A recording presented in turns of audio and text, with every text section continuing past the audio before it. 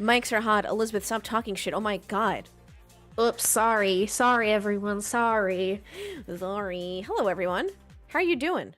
What's crack-a-lackin'?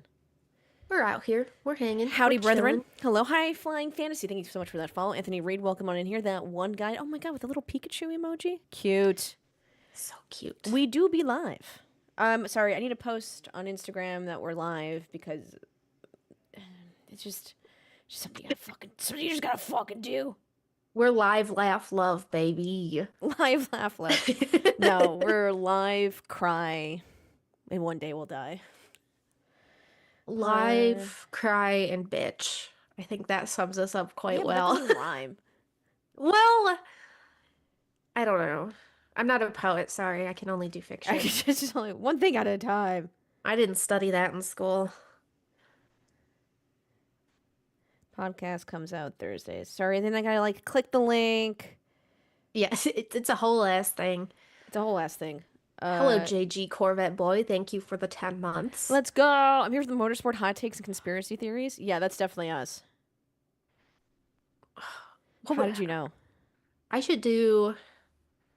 Chris and I were talking about this. I should do like a motorsport conspiracy theory on April 1st every year. Do a DPTJ episode dedicated to some ridiculous motorsport conspiracy theory so that people don't know if I'm being serious or not. That's actually hilarious. Secret Ingredient, thank you so much for the 5 gifted subs. Appreciate that. That's really kind of you. JG with the 10-month, Secret with the 5, Serena with the 4 months. Guys, welcome back to AshVandelay Industries and appreciate the gifted. If you get a gifted, make sure you say thank you. It's only the polite thing to do. Your mothers would be very disappointed in you if you didn't. Cat's, where's your cat? Hold your cat up. Cat, don't be hungry. Did that help? 1 gift equals 1 rant. That's the rule. Yeah, we have plenty of those coming for you. Don't worry. Yeah.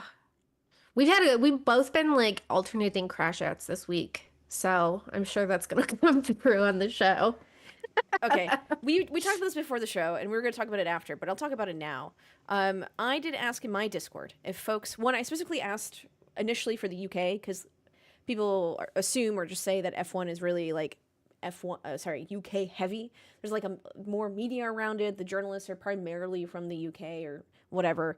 But of course, F1 is a global sport. So I was like, okay, besides the UK, because that's an emphasis really on Formula One and potentially football/soccer, however you want to call it. Anyone from any other part of the world besides North America, do you have panel sports shows that talk about Formula One?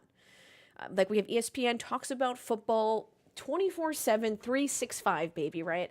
And it drives a lot of cultural discussion. People will take clips from the shows, or they'll post clips from the shows, and they'll throw them on. We got Talkin' Yanks for baseball, and stuff like that. Everyone's got some kind of thing, right? There's shows that talk about these sports, and they kind of lead the discussion initially, and people derive from that their opinions, their disagreements, and things like that. So I asked, and essentially the answer was no. Insane Lee said, I think in the UK we have 1 F1 discussion show to every 30, 40 plus soccer shows, with it all being on a channel that's behind a rather large paywall, so not many people watch them. And that's just the UK. Everyone else said no, not really. They'll talk about Formula One or mention it in a broader show, which a little bit happens on ESPN. They'll talk about it. It's so obvious when ESPN talks about motorsports because they don't pronounce anyone's name correctly, and it's like they're reading Indianapolis Motor Speedway, the name for the first time. You can just tell Indianapolis. Yeah, they're like, what is this? And they're like, oh, Kyle. They're like, oh yeah, Kyle Johnson. I mean Larson. And I was like, how do you mess that up? Kyle Johnson. They'll say they'll completely butcher it, right? So I have a theory that because we don't have essentially news or panel discussions about Formula One or even motorsports, a lot of discussion is driven from social media, and that's inherently a bad thing because a lot of people are wrong, don't have nuance, are not pros from this, don't journal around this, are not journalists. So that's my issue. And that's what I'm crashing out about this morning. One of many things.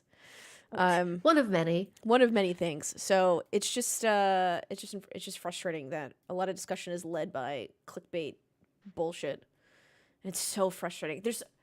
Okay, sorry. This last evening, it was 1 a.m. and this is my problem. Scrolling through Reddit, my second problem. That 1 a.m. everyone Girl, is go to bed. everyone's like they need to Pirelli needs to be fired. We need Michelin back. Pirelli doesn't know what they're doing. They're wrong. Pirelli is fucked up. They've ruined this season. And I was like, you fucking idiots. They are doing their job. Yeah. They actually did. We talk about this all the time on this podcast, and I was like, how do these fucking doofuses don't know? Learn to read a book. Read a news What was wrong article. with Pirelli in Hungary? What was wrong there? Just that the tires. It was a 1-stop, not a 2-stop. But it was a 2-stop for some people. But it wasn't the dominant one. So? That's a There were Pirelli two problem. There were two strategies. Oh my god. The tires made this happen. Oh my god. This is what I'm telling you. People are like, oh, Pirelli needs to be fired. I was like, no, Pirelli did nothing wrong. Pirelli did what they were asked to do. And like, I just don't understand why we're all mad at them. This is going to be like my video on Instagram. I don't so understand frustrating. why anyone is mad about anything, personally. Except for me, I understand why I'm mad about stuff. And I'm the only person who's right. That's right. Oh, that's a really sweet message. Hi there. Greetings from Portugal. Hello. Just want to say and let you know that I love you too in this podcast because you cover F1, IndyCar, and NASCAR. Can't stick around and watch the whole thing because I'm working, but I'll catch up later. Thank you so much. Thank you. That's so sweet. I've been to That's so Portugal one nice. time and I had a blast. I ate some really good fish. I've been to Portugal. It was incredible. It was absolutely stunning. And that was really sweet. And now I feel weird for crashing out because you were so nice. And now Listen, you gotta do what you gotta do. And I want to be nice. Guys, thank you so much for that level 3 hype train. Choo choo. Yeehaw, Prepare to baby. watch us rant. Okay, sorry. Now I'm finally done with that Instagram story. Them Instagram At stories. Elizabeth Blackstock. Now I gotta tag Elizabeth. Yeah, so long story short, the issue is because we don't have shows that focus around motorsport. We're stuck with the internet, and people don't know what they're talking about. And then people are stuck in like these echo chambers of like, yeah, Pirelli does suck. And I'm like, no, leave Pirelli alone. They've done nothing wrong. But here's my question. Do we think that a panel show with F1 would be any better than this? Like, who would they have on this panel show? It all kind of depends on who they end up bringing on. Because if you've got someone like Ralph Schumacher who just comes on and says shit, you know what I mean? Like, we've got... I think you have a lot of options. Jensen Button would be a good one. I think Jensen Button would I think be. he's knowledgeable, and I think he's JB. I think he's like chill, but also not. He doesn't crash out. Yeah. We need like one of everything just to like balance it all out. I really think Jensen Button would be good. I think David Coulthard would be good. I fucking love that man on F1 TV. He's so good when he's like talking about it because they'll say something and he's like, no, as a driver, I wouldn't do that actually, and like talks Yeah. about it. And not in like a rude way, but it's very like gives great insight. But you can't have two people from the United Kingdom because then you'll have British bias. Oh my god, we need to talk about that in a second too. Okay, fine. One or the other, and they can switch depending what it is. Or they can like one can join as a guest, right? So one of those two, depending what their schedule is. Because I know Coulthard also has a lot of ambassador stuff. And I know Jensen's no longer full-time racing next year, but it all depends, right? And JP doesn't crash out unless Danica is involved. Don't worry, she will not be involved. She's got nothing to say about Formula One. Who else, right? I think we have just so many options. We have journalists that we can tap into. I mean, kind of what was like Around the Horn, right? Just had multiple people come in. You had one host, but you had multiple people come in and like give their things on their, like give their opinions, give their insight to the topic at hand about whatever it was. So it could just be that kind of show too. Yeah. Yeah. I think the quality of it just depends on who's there. You know what I mean? Like I just Agreed. Apparently Sky Deutschland is in hot shit with Aston Martin right now because Aston Martin, like Ralph Schumacher keeps talking shit about Lance Stroll and like won't stop. So they're like, we're just not going to talk to you guys. Yeah, but when you say talking shit about Lance Stroll, are you being like, wow, he's a piece of shit? Like really rude stuff? Or are they being like, look, he's not he should be performing the best? fired and like it's stuff like he should be fired and like he is disrespectful to the team and whatever. I feel like that's not very spicy, in my opinion. I know. I also got an email from Aston Martin once because I wrote a story titled Lance Stroll's Formula One experiment should be over. And they were like, the whole like, it's not an experiment. This is, I was like, okay. That kind of shit is so annoying, though. It is. It is absolutely This is why you couldn't really have a panel show about Formula One because you'd have every PR person afterward like crashing out about it, like legit in your inbox, Teams would be texting you. sassy and be like, no, you're not Yeah, allowed in the paddock you anymore. can't say that. You can't do this. You're not supposed to do this. Say it like this. Phrase it in this way. I mean, we got Stephen A. Smith yelling about the NBA. What, Stephen A. Smith? What was this a couple years ago? Right? What do you say? Shohei Ohtani can't be the face of baseball because he's not American? You got people saying shit like that on live television. Of course, he got the appropriate, or actually not appropriate, he should have gotten more backlash from that. Yeah. But he's saying shit like that all over the time, and he's like invited to these fucking World Series and everything. I just don't, it's just insane. I'm gonna start writing bullshit Formula One takes under the username Stephen B. Smith.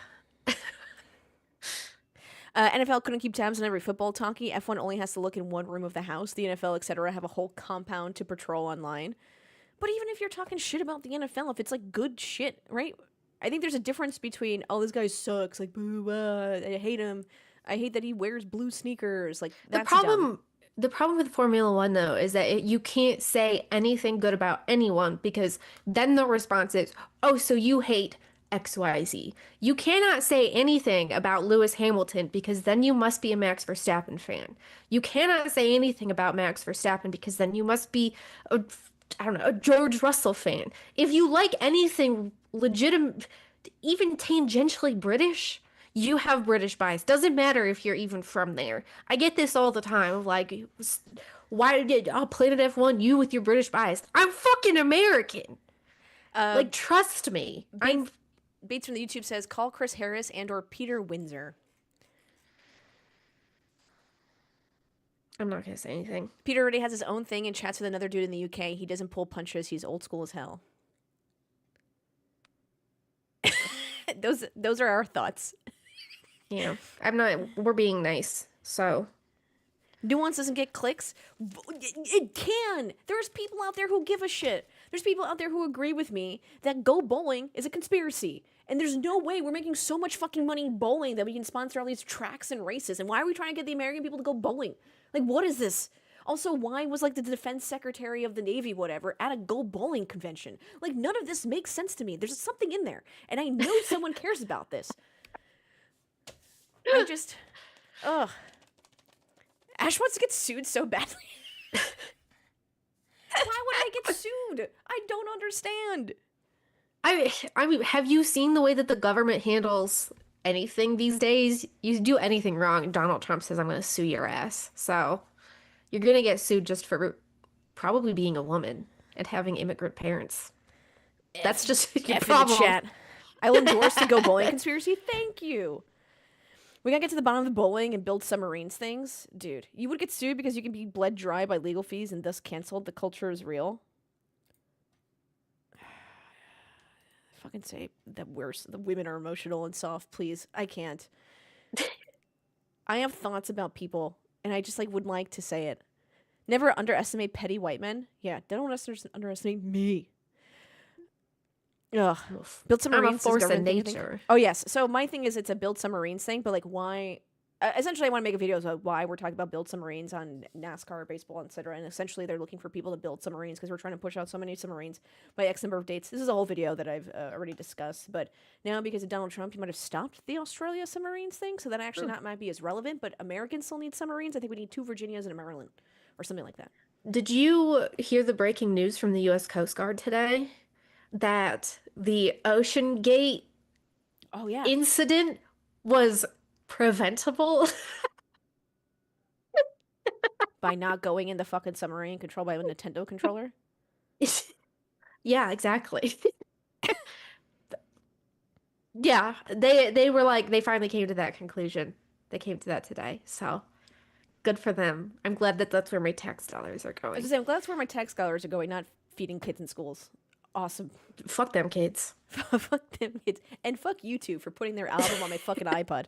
And I was like, I don't want this.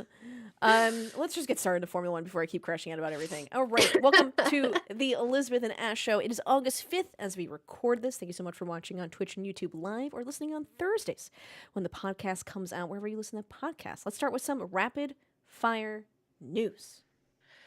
Baby, Fred Vasseur is back. He was already here, but they're keeping him around. So that's a good thing. There were a lot of rumors from Italian media that Ferrari was considering replacing him as team principal. Uh, I never quite understood why that would be the case, and apparently Ferrari agreed with me specifically. Ferrari executive chairman John Elkann discussed that contract extension and said, "We've really worked well with Fred, and when you work well, it's important to continue working well." The reality is that from the basis of these years, we all want to build more, and we know that in Formula One, times are such that when you really need and what you, that what you really need is engagement, trust, and making sure that the time is there with you. So, Fred Vasseur, he's doing good. Yeah, Elkann, really famous Italian name. Yeah. Big J, Johnny. Big J. Secretly a mafia member, actually. He left the cannoli, actually, in the back booth. But no, some people were confused about like why, considering the streak that Ferrari's been on. But I appreciate that Ferrari has noticed that you need to keep people where they are for X number of years and let them develop and grow with the team. Yeah, there's been a lot of changes at Ferrari. And when you have a lot of internal changes, at some point you need to have consistency more than anything else. And getting rid of your team principal every 4 to 5 years is generally not a great strategy when it comes to having stability. So I think Fred Vasseur is doing fine. I think we just need to like stick this out and see where it's going. Changing team principals ahead of the F1 2026 season as well just seems like such a crazy strategy to me. You kind of want someone who can lead you into that era with the knowledge of how you got there. I don't know. Maybe that's just too much logic. Who knows? Lurch is saying Fred is still what they need. Surprisingly, they didn't opt to hurt themselves for no benefit this time. Yeah. Yeah, I'm glad they saw that. Me too. There's a lot of other stuff we'll talk about later as we get to the race. Bristol Motor Speedway held the Speedway Classic baseball game between the Atlanta Braves and the Cincinnati Reds, and they ran out of food. Before the first inning. Yeah, they sold more Which than is crazy. 85,000 tickets, a record from MLB regular season game. Not like completely, that's still not a broken record. So just a regular season game, 85,000 tickets. Many concession stands ran out of food during the first rain delay, which lasted 2 hours and 17 minutes. In Bristol and other tracks, you're usually allowed to bring your own food into NASCAR race. Some of you might know, soft shell coolers. You can bring not glass, but food, sandwiches, cans, beer, whatever. But the MLB disallowed that. Reports and pictures on social media show cheeseless nachos, so just like the chips, and hot dogs without buns. That was only for some stations. Some had completely nothing, and then fans waited up to 2 hours for food prior to them running out. The venue's communications department announced early Sunday that fans could bring in outside food and non-alcoholic beverages due to the rain delay. Game was pushed to the next day. My question is, could Bristol SMI not handle this? I don't think that this was a Bristol or SMI concern. I think that this was an MLB organization concern for the logistical element, and the MLB had absolutely no idea what to do here. That's what I have gathered because I was writing about this yesterday, and that it was like NASCAR kind of gave them the place in the venue, and then the MLB was supposed to kind of organize within that, but they were doing a very bad job of it. Parking was apparently an impossibility. Somewhere people were paying like $200 to park and then and then having to get on like 3 or 4 trams to get from the parking lot into the facility. So that was crazy. The infield or whatever where they had like fan activations were like packed, just positively packed with human beings. So I don't understand. They facilitate way more people. So this clearly cannot be a Bristol problem.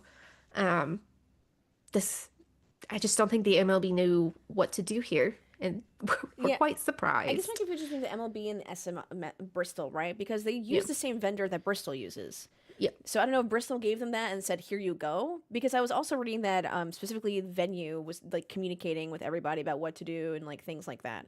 So maybe like the issue was both. There was also something today before we actually started the show that the venue tweeted out or like made a statement that the gates were open 2 hours prior, or like the venue was open 2 hours prior. So that also like depleted them of stuff before the game, plus the rain delay.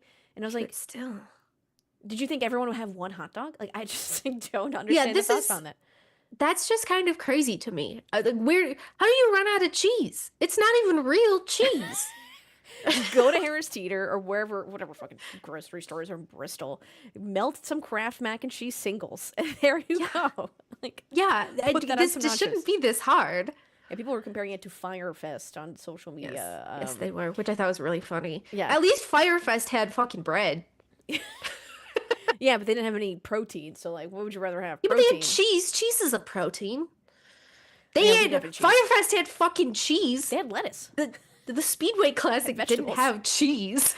This is slightly embarrassing as well because NHL executives were there to see if a hockey game could potentially be hosted at Bristol / an SMI facility. They were schmoozing, and they're also courting the WWE for an event. Sheesh. I guess Fellas. one way to make money outside of just racing is just putting out your venues, just standing there 364 exactly. days out of the. I guess if you'd have trucks and Xfinity, that counts for a little bit more, but. I'll give you 7 days out of 365 that it's used, and then what do you do with it? Yeah. Yeah. That's why we tell you to support local, everyone, including your racetracks. Exactly. Cisco invoice came with 25,000 hot dogs, 250 buns. Dude, we're quadruple weenie maxing this bun.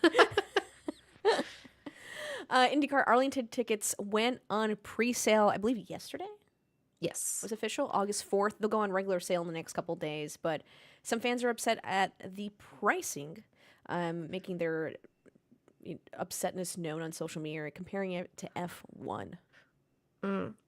It's $138 for weekend GA tickets, $389 for weekend grandstand tickets in turns 4 to 7, and around $200 for Sunday only grandstand tickets. And these are just kind of the basic packages. There's $439 for the pit lane grandstand, so that's watching over the pit lane.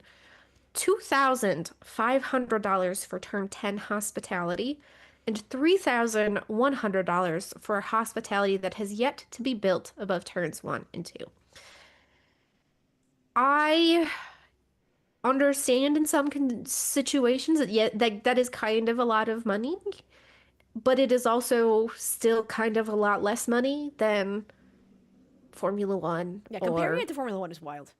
Yeah. I mean, I don't know. I've been like hoping to be able to get invited out to see the venue. I've heard that the hospitality that has not been built is going to like be over the track.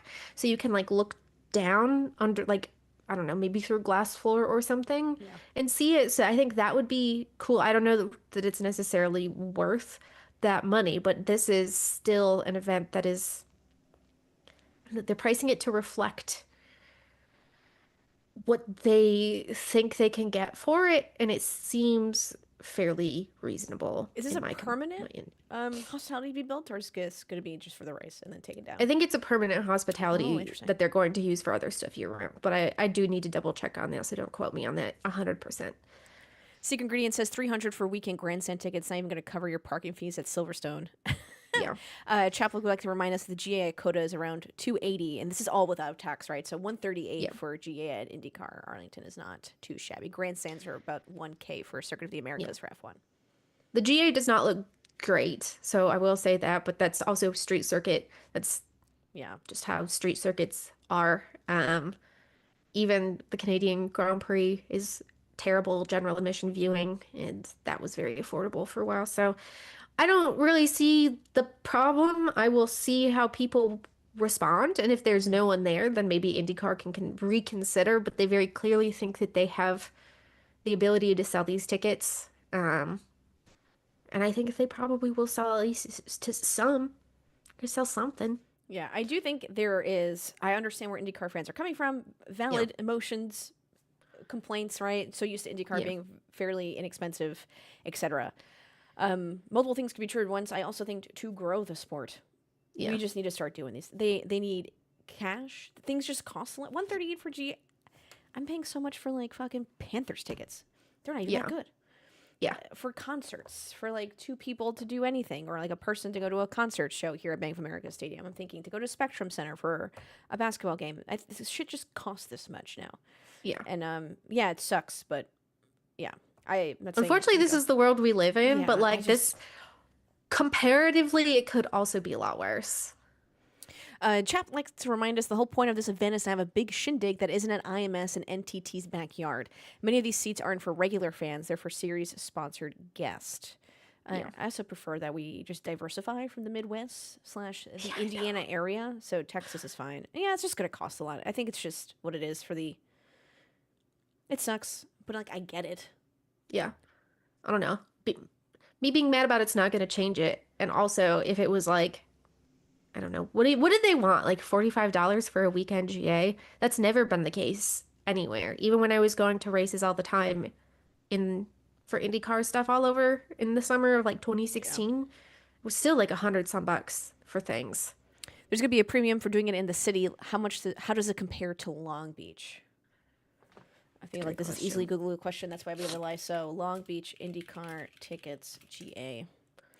Whoa, 3-day general admission 143. Yeah. This was 138 for weekend GA. Yeah. So when we're doing it like that, I feel like this makes sense. Yeah. It does not seem abysmal. And I don't know. You're in Texas, not California. This next headline, still to do with IndyCar. Elizabeth, take it away. Fox has acquired a 1/3 stake of Penske Entertainment. Penske Entertainment is the company that owns IndyCar and the Indianapolis Motor Speedway. So this is part of a multi-year extension of Fox's current IndyCar broadcast rights. There has been a 41% increase in viewership for the Indy 500 this year compared to last year, and 31% year-over-year viewership increases. So Fox sees this as a very valuable time to invest in the sport. There are a few broadcast companies at this moment inking deals, these partial ownership deals with sports franchises right now. The series like it because the broadcaster then obviously has a vested interest in making the sport financially viable and promoting the sport, and that kind of takes the load off of their shoulders. This is great for IndyCar because that is one of the primary complaints right now is that IndyCar does not promote itself well. Fox may have the resources to be able to step up and take care of that better. Broadcasters like this because it guarantees that they have broadcast rights for as long as they want to continue to own part of that series. We're seeing similar things with like the NFL. There's Monday Night Raw, the WWE going on Netflix. I know a lot of people don't trust Fox. I found the funniest thing, I think, was the sheer amount of people on social media who have been like, Roger Penske sell the series. And then when Fox bought some of it, they were like, actually, no, not like this. Not like this, not like that. I also am conflicted. I don't know. I feel weird about everybody owning everything and companies having stakes in everything that I love and whatever, but I hope at least that we might start to see some sort of change, but I also don't know. Fox has not really blown my socks off with the broadcast this year, so I don't know. I wonder if they're waiting for this kind of commitment to be like, okay, now we care a lot. Yeah. I mean, they did a good job for the Indy 500. They like really put on a huge show, right? They had all their Fox people, Tom Brady. My cat is very upset by this Fox News, apparently. Oh, little baby! My cat has thoughts. But they did really well for the Indy 500. Everything else has been kind of just status quo in a way of presenting and stuff like that. So it'd be interesting to see if they can do better now they've gotten criticisms and tips from the fans about their coverage and missing things and other stuff like that. So we'll see if they develop in 2026. Yeah. It'll be interesting. I'm not quite sure how to predict how this is going because this is still a fairly relative new trend in terms of sports and broadcast companies overall. So it's interesting that we are seeing this with IndyCar, but who knows where it'll go. What does this mean? Some people were asking me about conflicts of interest, right? Fox owns, right, a third of the series, but Penske still owns. So, like, are they going to favor, is there going to be, like, Penske bias? Is there going to be some kind of weird... I mean, I can't imagine it'll be more than there already was. Because the Fox broadcast is also facilitated by IMS Productions. Yeah. Which is also part of IMS. So I don't really think we're gonna see any additional bias on that front.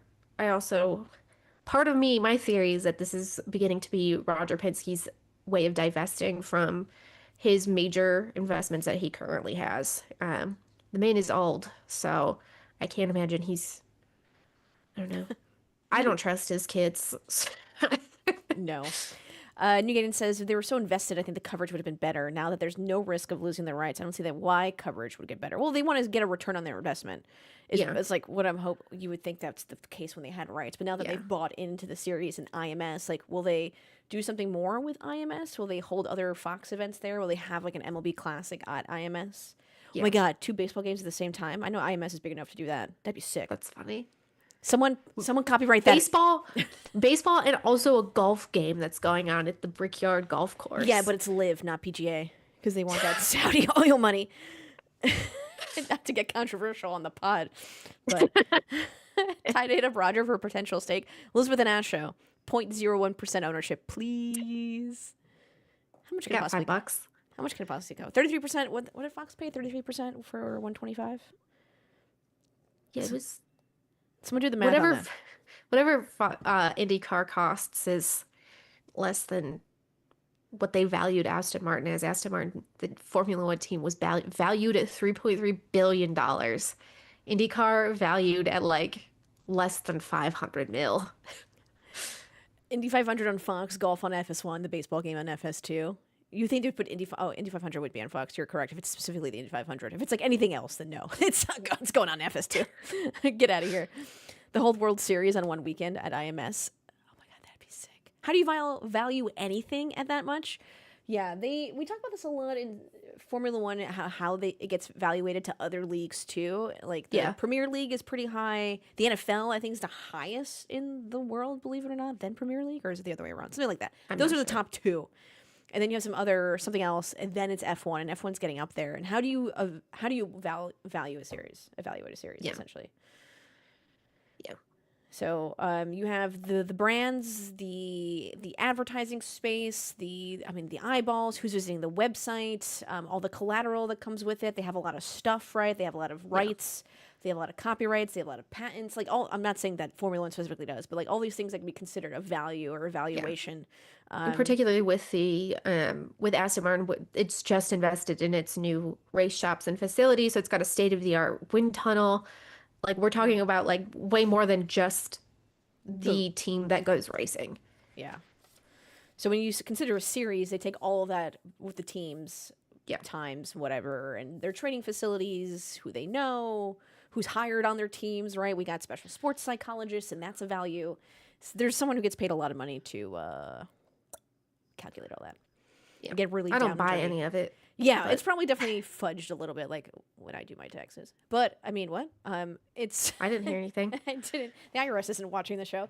Yeah, it's definitely flumped up a little bit, but we'll see how anything's valued and anything. Also, money's also just like a made-up thing, right? We all just agree that $1 is worth $1. This is going to be a very philosophical podcast all of a sudden. There's no gold standard backing our dollar. I just agree to give Elizabeth the same $1. She could be like, yeah, this is $1 to you, but it's really $3 to me, you know? Yeah, exactly. It's very weird. None of it, the more you think about it, the more it doesn't make sense, and I don't like it, and I think I should be a millionaire. We're actually all millionaires, according to our Bopkas, our channel points that we have right now in the Twitch chat. That's good.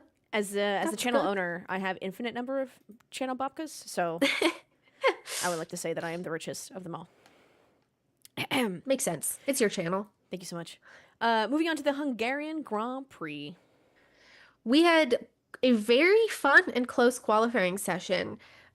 Charles Leclerc of Ferrari qualified on pole, which was quite a surprise for everyone. Between pole and P10, they were separated by around half a second. And between pole and Oscar Piastri, I think it was like 0.02 of a second. What happened here? The track and weather conditions changed dramatically between Q2 and Q3. It got colder. The wind changed direction to a direction it had not been facing all weekend long, and it also had gotten gustier. So the McLarens were not expecting this. They lost zero point 0.6 seconds between Q2 and Q3 in their quickest laps. Charles Leclerc, our data guy at planetf1.com, says that Charles Leclerc is the only driver who actually improved his qualifying time between Q2 and Q3. Everyone else went slower. So it was a made for an interesting session. We had Oscar Piastri second on the grid next to Charles Leclerc, who said that he doesn't understand anything anymore about motorsport, thanks to his pole position, because he thinks he shouldn't have gotten it, which I thought was very funny. Yuki Not as a Tsunoda, Ferrari fan. He controlled yeah, that not as win, a and he's Ferrari like, fan. help Charles Leclerc. Help my man. Please. He's so depressed. Yuki Tsunoda knocked out in Q1, so rest in peace. Lewis Hamilton, Kimi Antonelli, and Carlos Sainz knocked out in Q2. Do we talk about Lewis Hamilton? Oh, yeah, we do talk about Lewis Hamilton. Yeah, We'll talk about what the we'll, fuck's going on in Ferrari later. we'll get to Big Lou in a moment. It was a McLaren win, though. McLaren won 2, despite Charles Leclerc's pole that didn't matter. Dude, I ain't blaming Charles Leclerc for this. It's not Charles Leclerc's fault. Actually, it is his fault because he's with Ferrari. It could be with any other team. Yeah, but he's like a Ferrari ride or die, and I know. respect that kind of dedication. I call him a Chris Ferrari and I test were tube actually baby. having a complete argument about this yesterday, where he says that he doesn't want to hear drivers talk like that, and he doesn't want to hear them cheer for their team? Be like loyal to their team? yeah, like just shut up and drive kind of thing. And I was like, no, I want to hear how they feel about it. Wrong. Maybe I'm misrepresenting what he's saying. No, you need to. Yeah, maybe. Maybe Chap can tell us in the chat. But I personally think that everyone should bitch about everything all the time, because then it gives me things to write about and clicks to get. Thanks for coming to my TED Talk. I 100% want a driver who is loyal. Yes. HCAT says they can still be a dumbass for being so loyal, but I agree. Yes. You want someone who's going to ride and die for the team. That just makes sense. I don't know. Yeah. I like that. Yeah. Yeah. Yeah. McLaren, anyway. Mixed strategy race. Everyone. Apparently, there are a lot of people who are very upset about this, which I thought was crazy.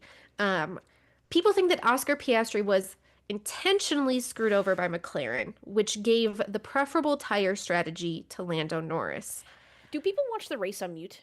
That's kind of what I was wondering as well. They showed the radios where they we'll go through this, but Piastri was talking to his race engineer about this very early. Like, do you guys? What are you doing? Get off your phone. Yeah, pay attention. Pay attention. Take some notes. Honestly, you'd be surprised by how much your relationship to motorsport changes when you take a couple of notes. Elizabeth said, "Take some notes." Yeah, subscribe to a newspaper. Yeah. Use an antenna to get your cable. It's just really just the old school this. Yeah. So here's what happened. According to Andrea Stella, the team principal of McLaren, the two-stop strategy was McLaren's baseline strategy. They discussed the potential of a one-stop, but decided that if all goes according to plan, if they still remain in the front of the field, that's a risk that they were not willing to take. They did not think that it was going to work out. And they assumed that everyone else was going to be doing the exact same two-stop strategy. So they did not need to do anything different. We got things different for Lando because Lando dropped down to 5th at the start. Lando was, at the start, he had a fantastic start. Like, looked great. I was like, damn, he's really figured this out. Unfortunately, it seemed like he was only paying attention to one driver on the field and not the rest of them. So he was definitely battling just Oscar Piastri, and then was like, oh crap, George Russell and Fernando Alonso are about to get my ass, and certainly did. Lando down in 5th means we can activate a fun new strategy. Lando did a great job maintaining his tires because he was in 5th. He was not pushing for a lead. Oscar Piastri had pushed his tires kind of beyond the point where a two or a one stop would have been comfortable by the time that they asked him about it. So I will grant that. But again, the two stop was McLaren's baseline. They offered Piastri the choice. Piastri, at that point, based on how he had performed on the wear of the tires and various other factors, decided against it. I don't understand why people are like I'm no Lando Norris fan. Don't get me wrong. I'm not over here like I think he should be world champion, should be handed that. It's they just he had a bad start and they said, "How do we fix it? Let's do something weird." Yeah, Like you he had should a do bad, good when you have start. a bad start. Yeah, and Piastri was only focused on Charles Leclerc in the initial Yeah. beginnings. They were trying to, right, they pit early to prevent undercutting from each other and like And go then back and forth. I will say that McLaren beefed that. They pitted Oh my him with God, they too beefed it large so of a hard. gap to Charles Yeah. Leclerc. And that absolutely, if you complain about that part of the strategy was not great. They did Yeah. not get They that didn't do one it right. on But purpose, though. yeah, yeah, it wasn't like they were like, oh, let's screw over one guy to favor the other guy. That's insane. That's just insane. What does chat say? What are we Yeah. talking about, chat here? Honestly, I I personally think that McLaren was counting on Ferrari doing a Ferrari and having kind of Yes. a bad stop, and then Ferrari's stop was even quicker than McLaren's stop during that first pit stop. So I don't know.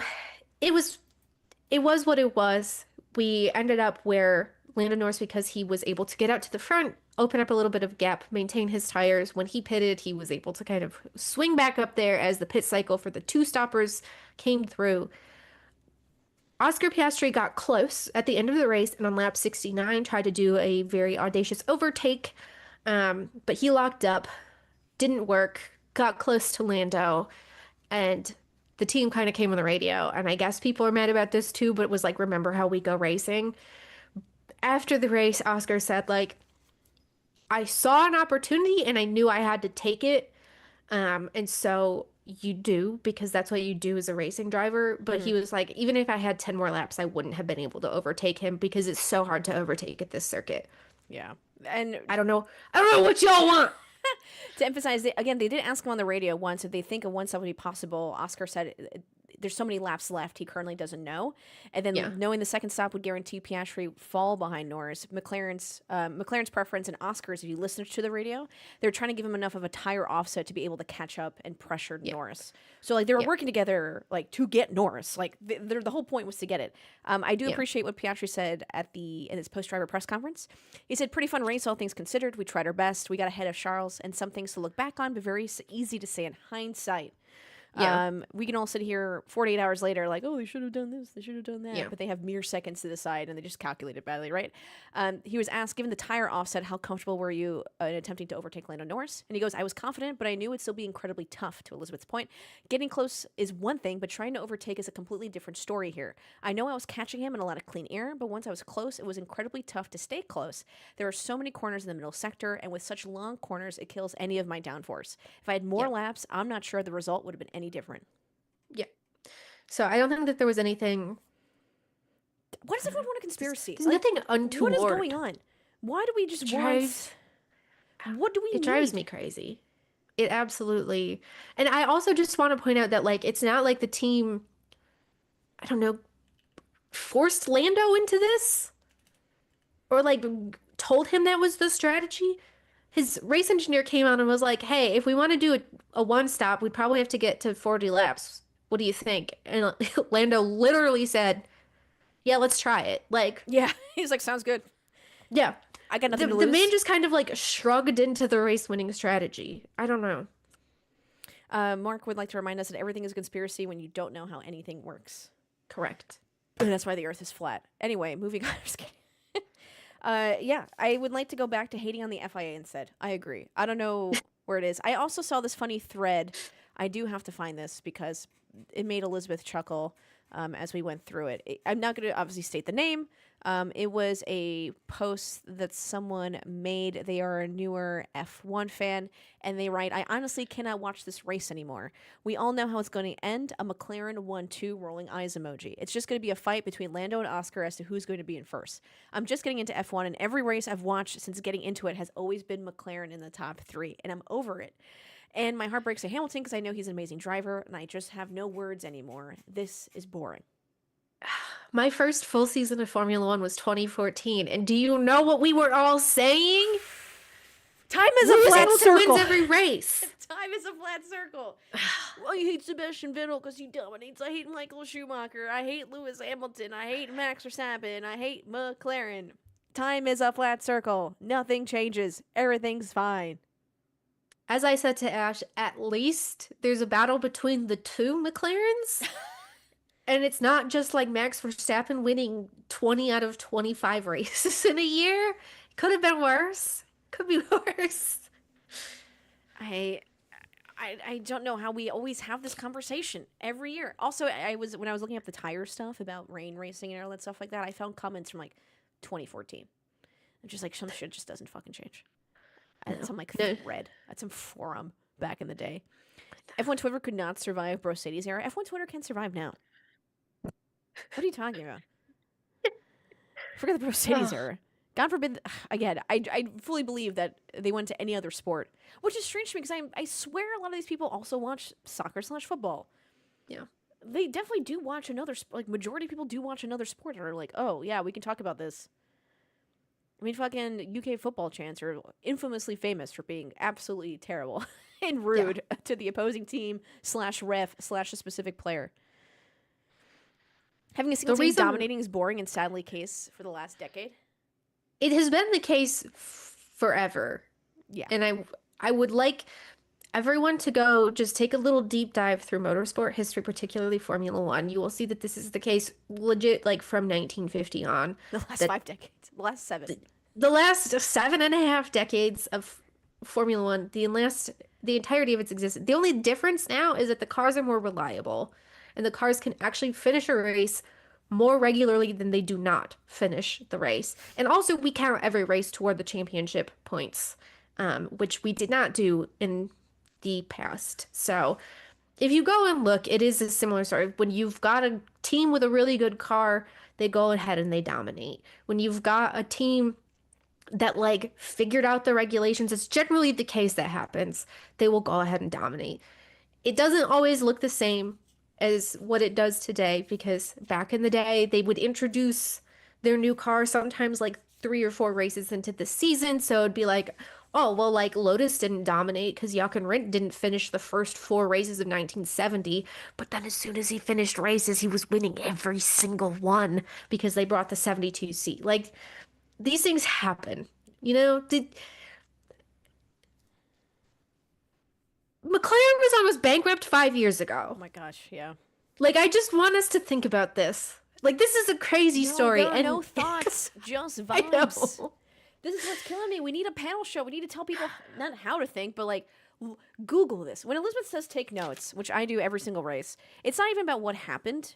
It just helps me for like my notes with Elizabeth having this show. But I genuinely have questions of, I wrote Aston Martin, dirty air, because we'll talk about how crazy they were in qualifying. Then fucking Fernando Alonso's a goddamn boat during a race. Like, what's going on there, right? And then you just Google it later. You just look it up later. We were wondering if Charles Leclerc had a changed wing. Because they were talking about setups and stuff, because people were like, whatever. So I had that question, and then a bunch of folks in the Discord after the race and I looked up his onboard and saw that they did manually change like the little parts that you can screw in the flappy bits of the front wing during the second pit stop. Like, you just, like, what question you have, or write it down, and then look it up. Yeah. The cool thing about motorsport for me, and particularly for Formula One, is that it is a choose-your-own-adventure kind of situation where like you can get into this sport in a variety of ways, whether it is through the fashion of the drivers or it is through the on-track action or the engineering excellence. But I do think to truly appreciate it and to like, you should have some knowledge of everything. And that doesn't mean you have to be perfect at it. That does not mean you need to already know it, but it just means you should be like curious about this stuff. Like, I don't understand. I don't know fashion. I don't know any of this stuff. I loved Lily Herman's newsletter, Engine Failure, where she would dig into that and talk about it, because it was like, oh, I'm learning something about the sport that I watch every weekend. But this part of it completely never made any sense to me. Just, you know, escaped my imagination. It's cool to look stuff up. It's cool to learn. Yeah, and to build on what you're saying, I like motorsports because I learn something new every day, right? Like, I didn't go to school for aerodynamics and engineering Exactly. or like the flappy bits. Yeah. So I learn studied about it and words, complain. dude. So it's really fun to go in and be like, oh, what's affecting dirty air? And like we'll talk about Yeah. Aston Martin and stuff like that. What's going on with Charles Leclerc? What's going on with the strategy stuff? And you find patterns, you start to learn, you figure it out, right? Like you just learn. Like that's what you do as a human being. That's why you have a brain. Use it. Rub your brain cells together and use it. Yeah. And it'd be great. You have to find the compelling stories throughout the race, and that doesn't suit the social media shorty vids. There's more to life than social media shorty vids. True. True. Race result is only a small part of the stuff to pay attention to. Agreed. Yeah. And some people realized last week after Spa, was it Spa 2 weeks ago? It was. Jesus, time really is a flat circle. That they're like, oh, if I step out and look at the race as a broadly, like look at every single driver, which I've talked about hundreds of times, you'll actually find entertaining parts because there's a lot of stuff they don't show during F1 TV because you just can't show everything. And they're also really bad with the picture-in-picture for some reason. God forbid. I'm watching Max Verstappen fly through the grid in like the tiniest little fucking box, like I'm on a Zoom call. And it's just like, if you pay attention to everything, you just realize there's actually a lot of stuff going on, right? Like, I didn't realize Carlos Sainz and Pierre Gasly got into a tiff, the whole Hajar, Ali Behrman rock thing to the wrist. Like, there's so much stuff going on to your drivers about, oh my God, Alpine, God only fucking knows what's going on over there, right? But they don't show that. This is why I highly recommend stopping having a favorite driver. I know that this is insane, but as soon as I stopped rooting for like a guy or like two people or a team, I could zoom out and look at everything and I was like, oh, there's so much more about this. Like instead of watching a race and being miserable because Daniel Ricciardo didn't win in 2015, I could be like, oh, there was like these nine other things that happened that I just completely ignored. Yeah, honestly, just forget about men as a whole. And then, if you really enjoy the race, I'm just kidding, you'll be great. So, being a Williams fan has a similar effect. Yeah, I mean, I think you can have a favorite, but like, don't forget to enjoy the rest of it. There are some people who are confused on threads about how people have multiple favorites from different teams, and they're like, who do you root for? Everyone to have a good time and to have good racing? Yeah. I just don't... Whoever wins, great. I just want them to win fairly and, like, good strategy. Like, there's a whole package to this. It's not just who can throw the football most yards in X number of downs and fucking timing and everything. So it's just like, I just hope all the drivers have fun is only half a joke. But yeah, you just want the drivers to drive. I have a theory that actually a lot of F1 race fans would shut the fuck up about a lot of things if they watched other racing. Yeah. Because a lot of the complaints, that's not what F1 is like known for and does. But if you watch other racing, you would fulfill that need. And like, right, for sports car racing, you have multiple manufacturers winning from time to different people on the podium, depending on BOP, balance of performance. And we can get mad at BOP. Like, I would love to talk about BOP all day long about how it favors certain cars and how they fucking determine it and all this shit. That would be some fun drama to get on the F1 Twitter sphere. But you have different manufacturers and you have multiple cars being passed and you got to deal with traffic and stuff and that kind of whatever. Like, that's really fun. You can watch IndyCar for this kind of stuff and you can watch NASCAR for this kind of stuff. Like, people want F1 to be everything. And it's just like... I think it's funny with the amount of people who are like, I want F1 to be like the pinnacle of engineering. And so cost caps and standard parts is a terrible thing, but I also want F1 to be exciting and interesting and have different winners. I mean, you can't have both. Poor K. That's just not how it works. Poor K. Let's get on to our next bit about Mercedes and making that U-turn on upgrades. Yes. So Mercedes introduced new suspension back in Barcelona, and with the exception of Canada, both of its drivers have sucked since then. Canada, I don't know what happened, but that was where we had George Russell's win with Kimi Antonelli's first Grand Prix podium. I'd like to emphasize that Elizabeth wrote "sucked" in all caps in our notes. For this. They sucked! It was not been good. The team made the call this weekend to switch back to its Imola suspension layout for Hungary. Things were good again now. The reason it took them, quote unquote, that long to make the call was because they wanted to evaluate the suspension settings in various conditions. They felt that they had done so at this point, hence the reversion now. Russell finished third, and Kimi Antonelli finished 10th. And while 10th is not like, I don't know, people don't like it, whatever, it's just 1 point. Yeah. He went up 5 places from where he started and 15th on the grid, which is a very strong. This is a great performance from a guy at a track that isn't that hard or that it's not easy to pass out. So, shout out to them. Yeah, Total Wolf said that the suspension was causing more problems than solving, so he said it is in the bin, and this is now the version of the W16 that Kimi Antonelli and George Russell will have for the rest of the season. They said they have no more upgrades planned, and that kind of makes sense. As we come back from summer break in a couple of weeks, because this is mandatory summer shutdown, no one's working on anything, time and resources are running out, a chap's mentioned in the Discord, so you're focusing on 2026. You don't really have a lot of chances to fix now. The media has also claimed that Antonelli was facing a confidence crisis, as they called it. I think they liked the alliteration, and it sounds dramatic. He qualified, as you mentioned, P15 because he had a lap time deletion, not because he's a shitty driver, not because he couldn't do it.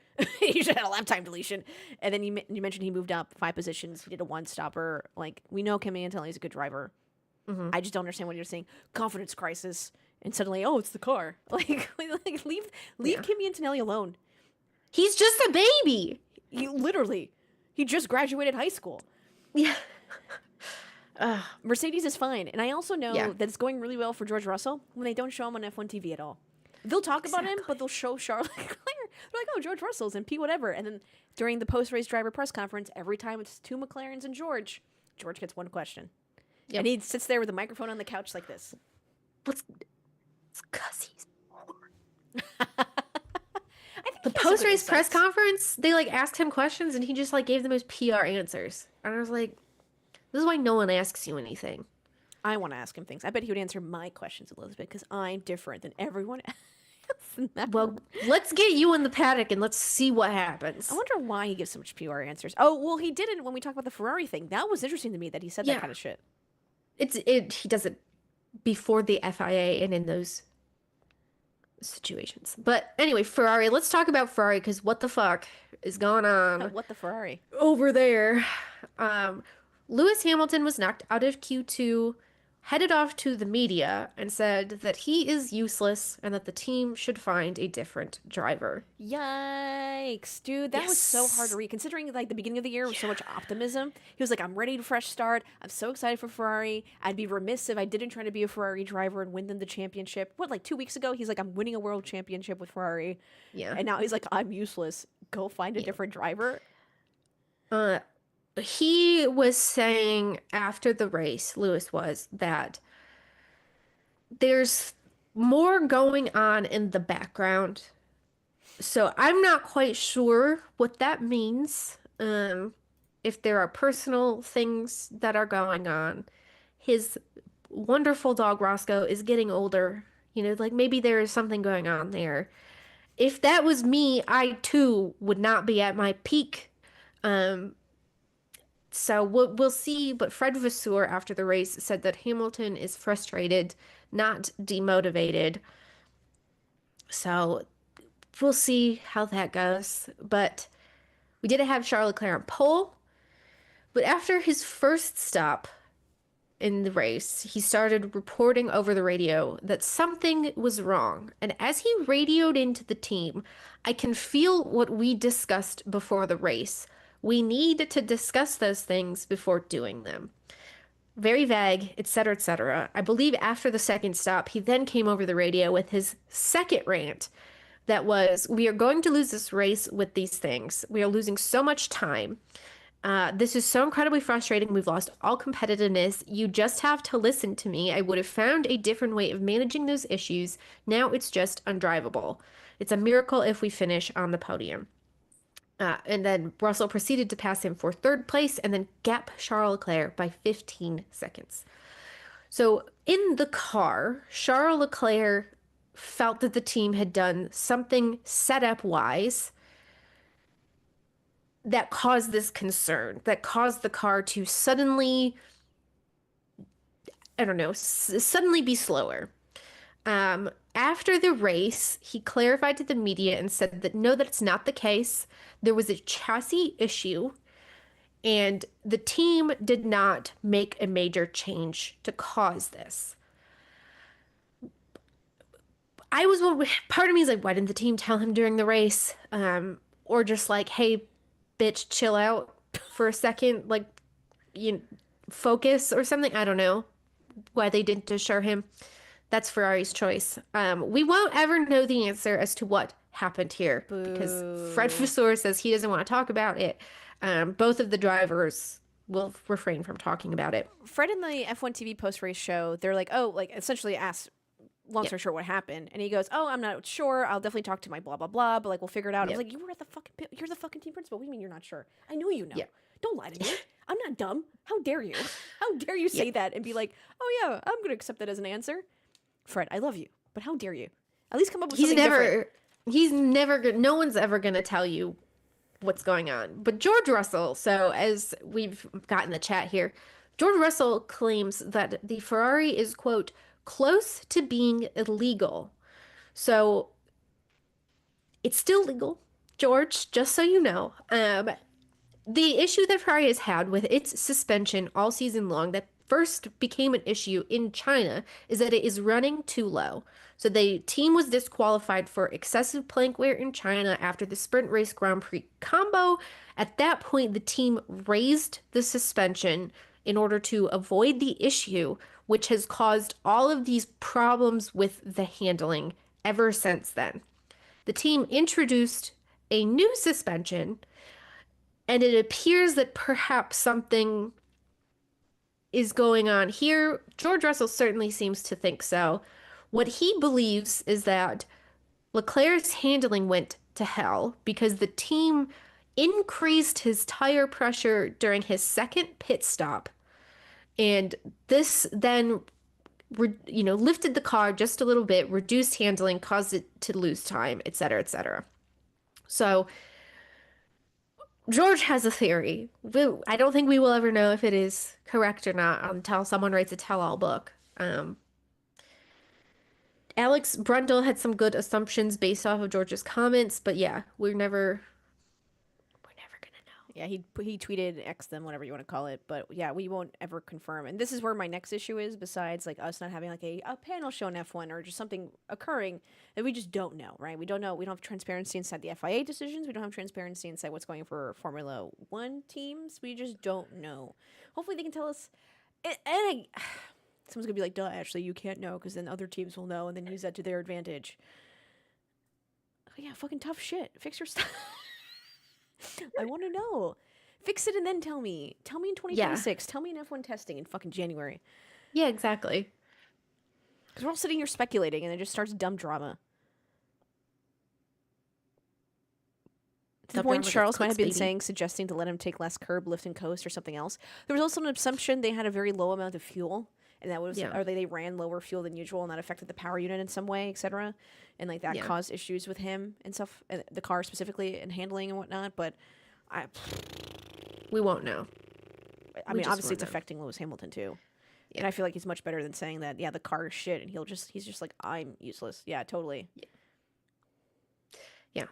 It was a strange race. So keep an eye on Ferrari as we continue. It's not gonna get any better. It's not going to get any better, but maybe we'll get a better idea of what's happening. I don't know. Maybe.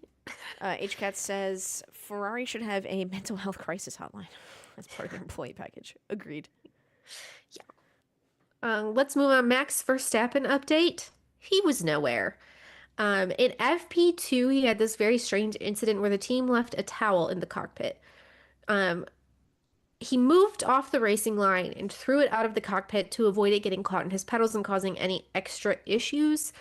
But I feel like this is a major oversight. Like, I know it's a small thing, but it's such a major oversight from the team that I think it really highlights where they're at now mentally.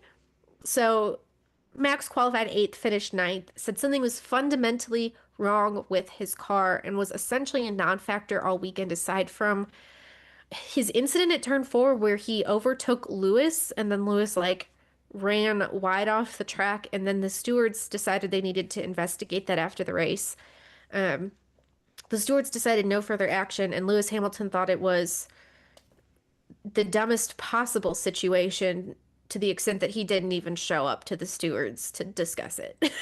Yeah, F1. I know Sky Sports. I didn't watch Sky Sports. I watched the F1 TV, like whatever. But I know Sky Sports like replayed it in the post race show and was like showing like penalties, Yeah, like what needs to happen and stuff like that. And like, yeah, Lewis Hamilton didn't radio about it. He didn't show up to the thing. yeah, He like does not care.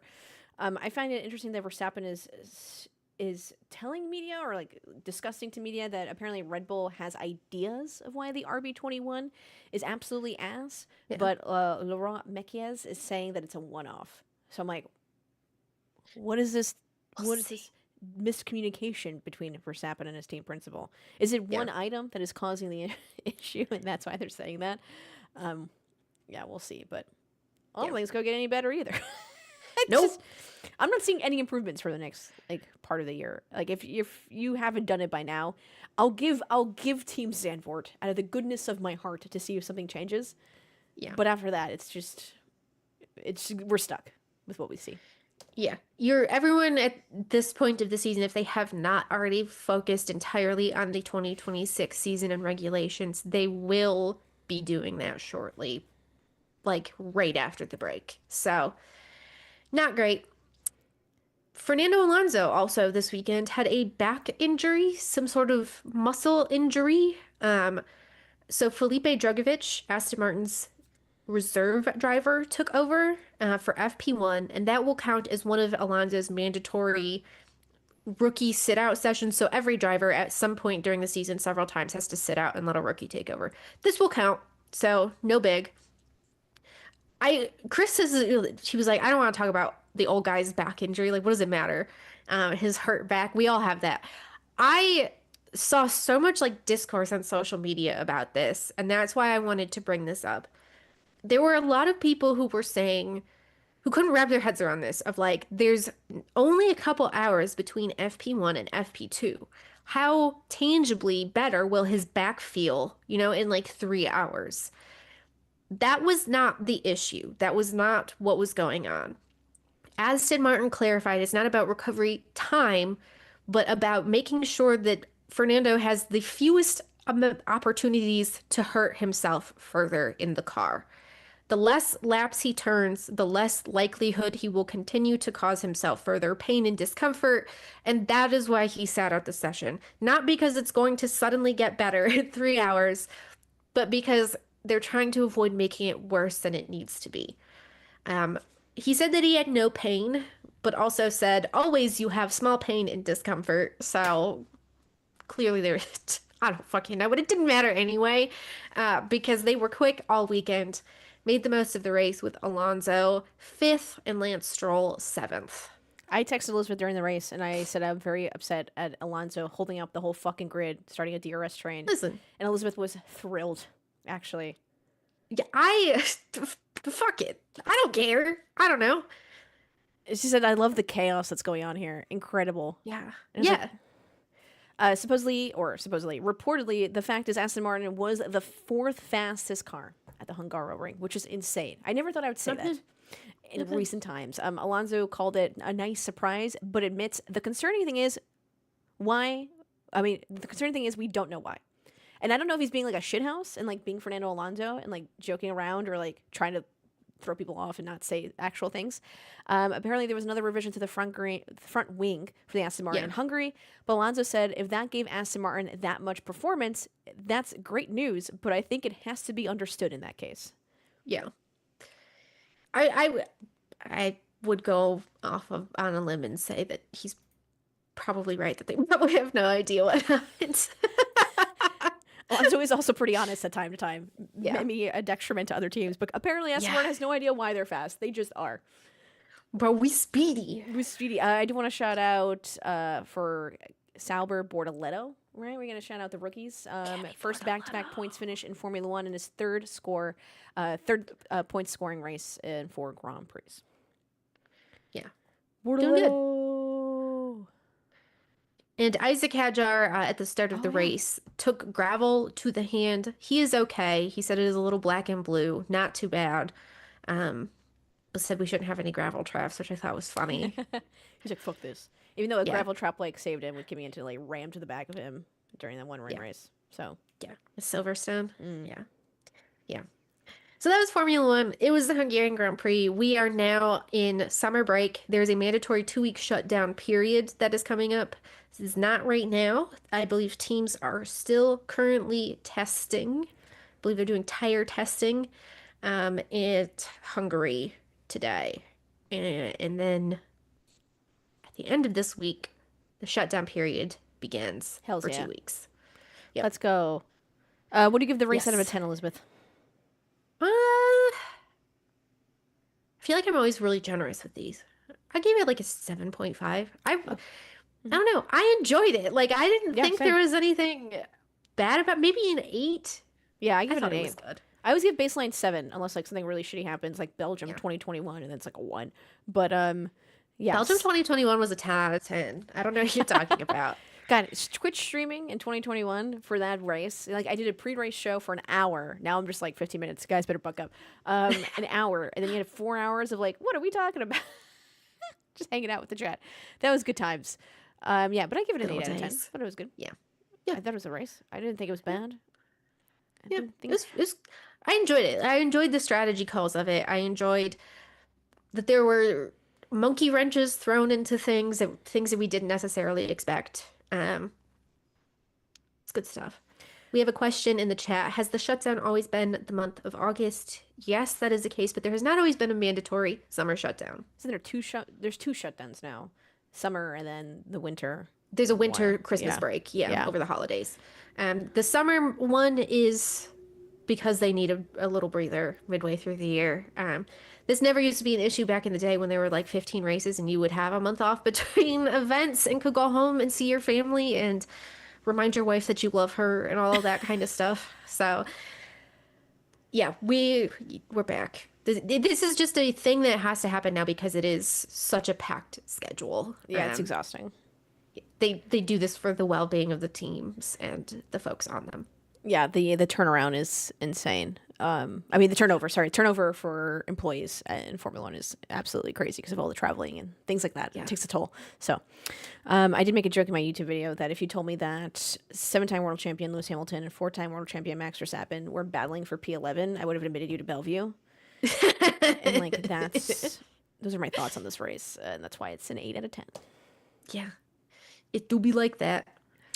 Let's talk about NASCAR and Iowa. Literally Yeah. called, was it the Corn 350 or something like that? I was like, this Iowa Corn 350, baby. it was too meta of a title for me. It was too much. Why? It was too literal. Like, this is too obvious. I love it. I like to I call love 811 it. before you dig like 500.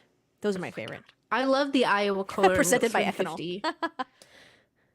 William Byron won what became a fuel mileage race in Iowa, despite there being like 15,000 crashes and a variety of other dumb bullshit that took place. When we came to the end of the race, Byron milked 144 laps out of his car when the fuel run for a full tank of gas was about 100 laps. I don't understand why people are... I loved the beginning and end of this race. Chris, do not spoil my rant. Jesus Christ. I loved the beginning and end of this race, right? I thought the first stage where we had Brad Keselowski and William Byron duking it out together, like setting up passes, trying to figure out how to get by one another. I thought that was great. At the end, I don't care about the fuel mileage stuff. I think it is interesting to see how people manage their fuel in these races, to see how hard you can push and also still win a race. I think it is interesting. But my hot take is that Shane Van Gisbergen ruined this race. His solo spin that he had in the middle of stage 2, from that point on, it was over. It was over. He did that to himself. There was no one there but him. It was all his fault. And then after that, we had more restarts that got crazier. And then me and Chris were talking about this last night. He was like, yeah, but it's, stage 3, everyone, you try to get to the front because you're trying to win, because at that point you don't know if you can overtake, etc., etc. But here's my fucking problem with that. If you've already had 3 cautions and everyone's already pissed off, you're racing at the start of stage 3 like a freaking idiot. And then we continue to have this problem where we have 10 of the 12 cautions of the race were like all of just for nonsense. For nonsense. It really made me mad. I don't know. Every time we went green, we just went back yellow again. And I was like, I'm literally going to kill myself. I can't, like, this is exhausting. There's so many cautions, dude. There's This is so many people are like, why don't you cautions. do NASCAR race watch-alongs as often as you did? And I was like, I can't. I was going to be sitting there and doing what? Yeah. It's one I thing to was be like, sitting on my couch right. restless. I could sit on my couch and like walk around and do other things, but if I'm streaming, I'm like tied to this chair, Yeah. dealing with all these goddamn cautions, and then we know the Yeah. cautions take goddamn forever. Yeah. But besides the cautions, it was actually pretty good. Yeah, the remainder of the race came down to everyone kind of playing chicken with when they would jump into the pits and change because everyone knew there'd probably be another fucking caution. Which I do grant that like resulted in kind of an interesting finish. I liked it. Like I liked the beginning and the end. The middle part with all of this people, everyone being stupid, everyone forgetting that they're professional race car drivers, really annoyed the hell out of me. But there were other great things, interesting things to mention. Bubba Wallace finished sixth. So he was 2 laps down in 32nd coming into stage three.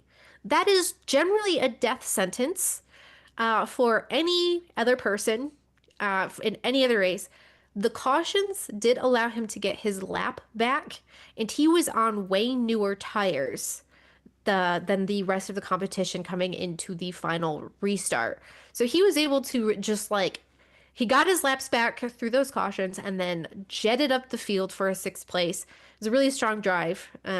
If the cautions did anything, they at least gave us that. I'm pretty And upset because I had him in my reserve for fantasy, and then I didn't switch him out. oh no, well he was 2 laps down at the start of stage three. Why would you have put him in your lineup? I That's feel like that true. would have been the stupidest call you could have made. But then none of my other drivers are doing well. I had William Byron, luckily, but that didn't get me the points that I needed. It's just I was P18 for the whole fantasy team over here in our NASCAR folks. So Yeah. If you're putting him in your lineup coming into stage three, like you must have a fucking crystal ball. And if that's the case, I want to know the lottery I was throwing a Hail numbers. Mary. Yeah, Yeah. should have gone him. Kyle Larson also became unglued during the race because Chase Elliott, Christopher Bell, and several others kept hitting him. So he queued up the radio and said, I've been trying to be a good teammate, trying to be a good competitor, and it hasn't gotten me anywhere in the last fucking hour. And as Chris said at that moment in time, because exactly what this race needs is Kyle Larson driving angry when we've already had contact and cautions.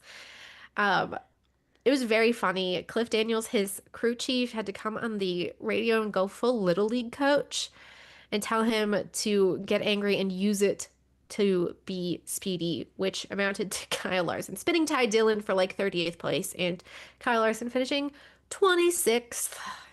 Oh, poor little Kyle Larson doesn't want to get hit doing a NASCAR race. Rest in PP. It's Hendrick never working with me. Yeah, Sad. shit happens. They were all hitting each other. It was very funny. Ben says, so what you're saying is that there was more than one type of crash out during this race? Yes. Yes. Yes. Oh, good boy. Everyone, I need you for the next topic to gird your fucking loins. If you don't have headphones, I suggest you wear them now. But Yeah. So this is the first race back on NBC for NASCAR. And apparently, people are once again upset at the fact that Lee Diffie is on the call and has an accent. So, a former media member for NASCAR, and I'm not going to give his name because at this point, I believe he is using this attention that he has gotten to just grift. This man posted on X, I think I'm done with NASCAR. After further review, stage racing sucks. All right, so you could stop there. You could stop there and we'd all agree. And I'm sure Lee Diffie is a great guy, but if I want to hear that accent, I'll watch Formula One. Sorry, guess I'm xenophobic. So, I don't. First of all, Lee Diffie's from Australia, not from England, so there's that. But I would like to remind us of previous NASCAR commentators, such as Sterling Moss, who in 1962 was one of the many voices of NASCAR on ABC.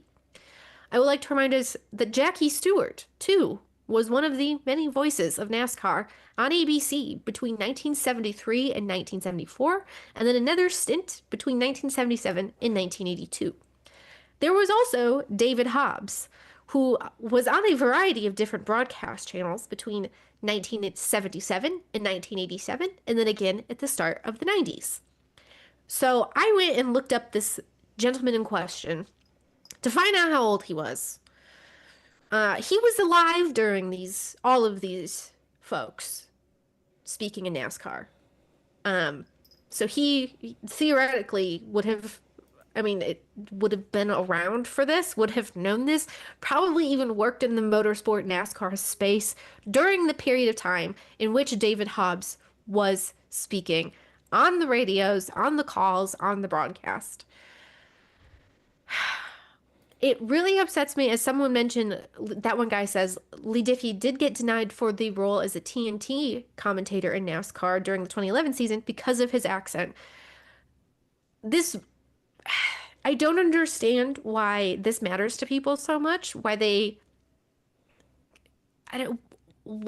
place you come from determines whether or not you can competently speak on something.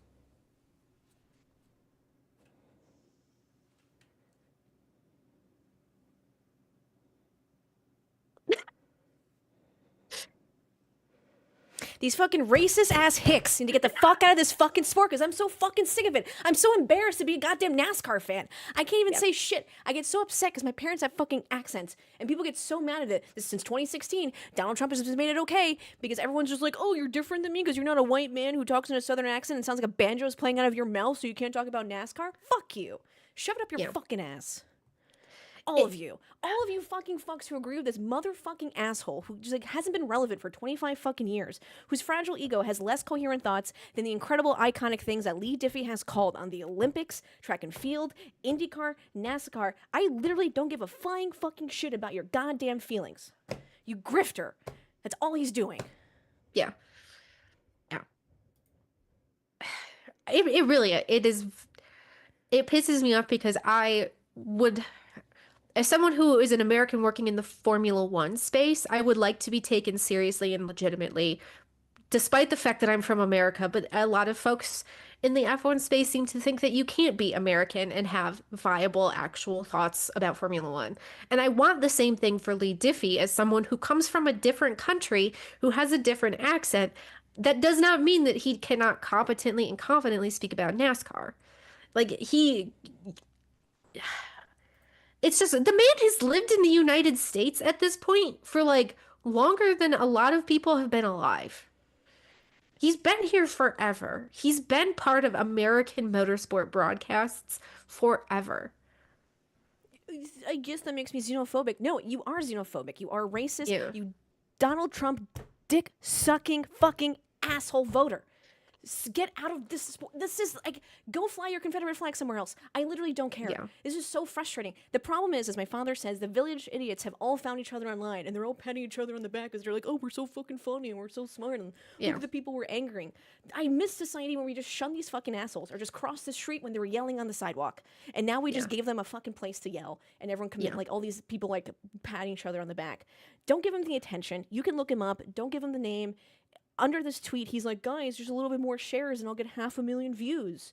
And he's doubling down on this. He clearly wants a job at Newsmax or Fox fucking whatever. And I don't give a shit. This man is so irrelevant. He doesn't care. He has no purpose in life. He's realized this too late. His kids probably don't fucking call him. And honestly, it's just disgusting. Lee Diffie knows so much more about any other motorsport than this fucking idiot who hasn't commentated in decades. Yeah.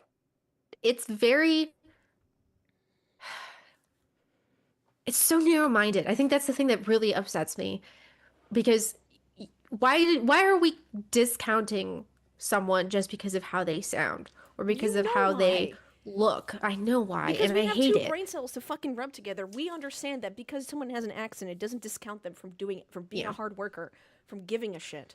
Like, that doesn't matter. Correlation is not causation. We Yeah. know this. Hopefully, chat knows this. And if you don't, you can literally fuck right off. Like, I do not care. Like, I am so annoyed by this. Like, I'm done being nice. And truly, this is me being nice. I could say a lot worse things. But, like, it's just inherent. Ben goes, it is who I think it is. Yes, exactly who you think it is. So, I thought we were past that after the classic Harrison Burton Daytona call. Oh, which was Apparently absolutely not. beautiful. No, apparently not, because we all just want to be fucking xenophobic. Yeah. That's some I mean, white ass as dude. so Ash and I were talking about this, and she was like, I come from a big city, et cetera, and it's in like hick town, so maybe it's just me. And then I was like, well, I come from a hick town. And even then, it didn't feel like it was a problem. Like, this is probably also just because I came from a very white place. But we had foreign exchange students who came from all over the damn place, from the Middle East, from Asia. We had seasonal workers, the children of seasonal workers who would go to our school and who were like, no one really batted an eye at them being there. It was just like, oh shit, Jesus is back for the start of the school year because his parents are here working. Um, it and then suddenly like that was the problem. Then suddenly we I think we all know what happened. Um, it became acceptable and cool and encouraged to be hateful to these people who have done absolutely nothing worthy of being treated with disdain and disrespect. I would hope that someone treats me with respect, whether or not I sound like me or whether I have an accent or whatever I've got going on with myself. I would hope the same thing for every other person because you are a human being with dignity who deserves that respect. And we are not giving that to people. It's just it as you said, it makes me very like embarrassed Yeah. to be a When NASCAR Bubba fan. Wallace won last one couple, yeah, in Indianapolis, someone mentioned in the chat. Yeah, people were being pieces Yeah. of shit online. Yeah. Yeah. Everyone has an accent, as Neomancer says. I have an accent. You have an accent. The gentleman in question who says that he guesses he's xenophobic also has an accent. It's just you've decided which ones are acceptable to you and which ones are not. He's fucking grifter, dude. He was like, "Oh, I can make money being a hater." By the way, if anyone's keeping notes by this, conservative NASCAR fans are afraid of cities and accents. Just FYI, just write that down. I don't know what the third thing's going to be. Oh, people of color. Sorry. Obviously. That's the third thing that they're afraid of. Birth control for Women having choice and autonomy. That's 4. There's a woman in my pit lane. There's a woman in my pit lane. Oh my god. Oh my god. Yeah. If any of you agree with him, you can fuck right off. I'm done being nice and being like, oh, I'll be understanding. Oh, I'll talk to you, and I'm going to be tolerant. No, I'm done. These are people who are capitalizing on being terrible and very awful. And they have shown that they do not deserve my respect. I'm also confused about like the way this is being talked about, right? I think people can't like differentiate the two. So he's being xenophobic. He's saying because of Lee Diffie's accent, he shouldn't talk about NASCAR. Other people are like, yeah, Lee Diffie sucks at commentating. I'm like, that's a different criticism. If you don't like his commentating style, if someone's like, oh, he gets too excited over mundane things, which I'm like is way better than being fucking boring and calling nothing in the fucking booth. But besides the point, that's my opinion, right? If you're like, oh, I don't like the way he commentates, I just like don't like his overexcitement, that is fine. Yeah. But you are agreeing with this jackass by being like, yeah, Lee Diffie sucks at commentating, as in like you're referring to his accent. No, we need to have two different conversations. Yes. Him as a commentator, and then for some reason his fucking Australian accent bothering your soft, sensitive fucking skull. Yeah. As I put in my notes, I will defend Lee Diffie until the day I die for his right to fucking commentate on anything. But also, what the fuck was up with the hurricane this weekend? Every time, why are we trying to make Carson Hocevar the hurricane? I can't. Every time I heard it, I just groaned. I don't know if that's a Lee Diffie-ism or if that's an NBC-ism. Yeah. Or whatever the case may be, but we can leave that one I don't know behind. if you heard, Kosen Hocevar needs friends. According to Carson his Dale Hocevar, Jr. Show podcast appearance. apparently it's a TikTok thing. Well, Because calling him a fucking idiot isn't FTC approved. No, I definitely think it's approved. I think you can say idiot. I don't think you can say fucking idiot. rootin' tootin' idiot.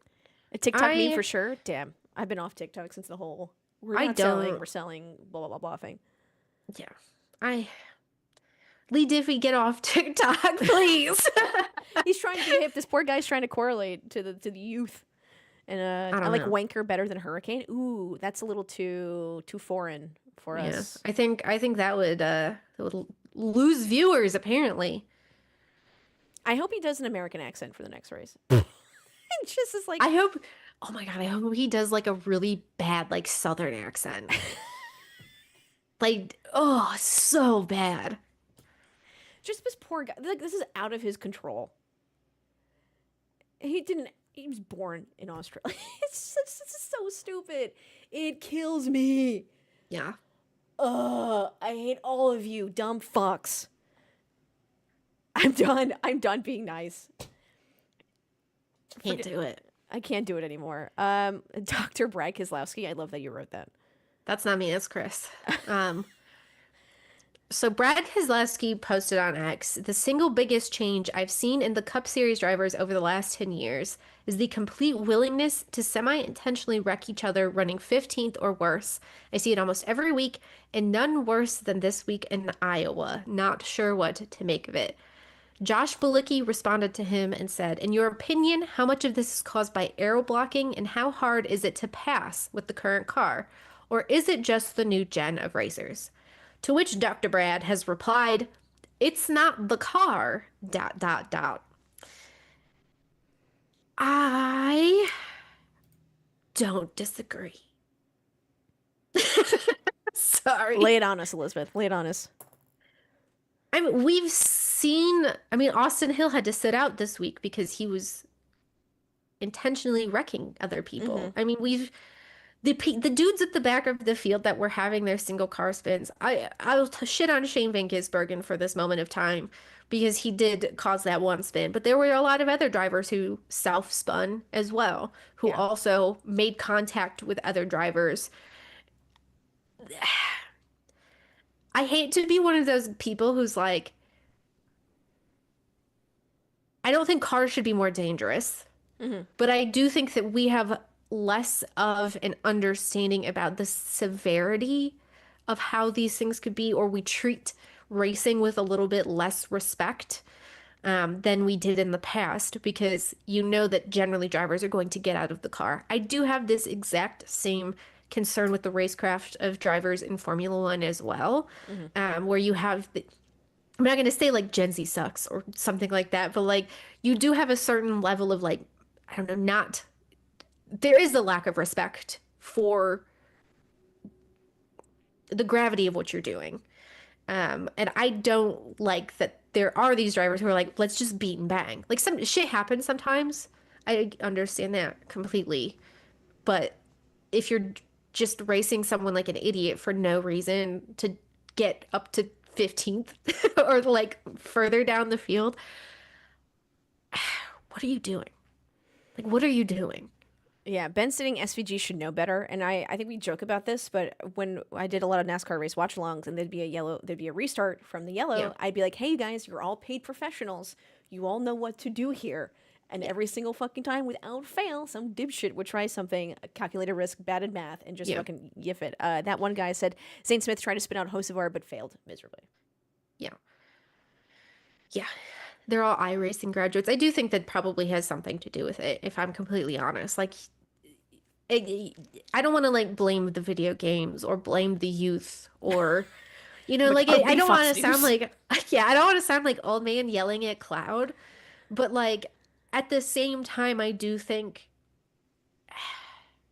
if there's not the repercussion of death and injury, then there should be a repercussion of something else. You know what I mean? Like you should be getting fined after the race Yeah. if you're over there intentionally wrecking. You should be I don't know. I'll even give Shane Van Gisbergen a little bit of slack Yeah. because he didn't grow up racing in these kinds of cars. Yeah. He didn't grow up racing on these kinds of A tracks. genuine mistake from him. Yeah. He ate shit this weekend and like legit changed the course of the race, and I am annoyed about that, and I will die mad about that.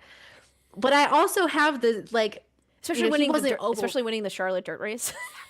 Right before that. I was like, how are you spinning out right now, dude? Yeah, but at the same time, he also is not like, I don't know. He didn't grow up with that in the Yeah. same way that like a Cody Ware did, where you would expect that this is a person who has learned how to race on these circuits, and especially, I don't know, it drives me crazy when you see the way that they act, and then you see the way that other drivers act in response. And I'm Yeah. sorry I'm using the George Russell think of the children argument here, but like we've seen in the dirt racing world recently that there are very bad wrecks. We've seen people be very seriously injured because they are racing like idiots, because they are seeing an example set for them that you can do that and get away with it. And in those cars, you can't.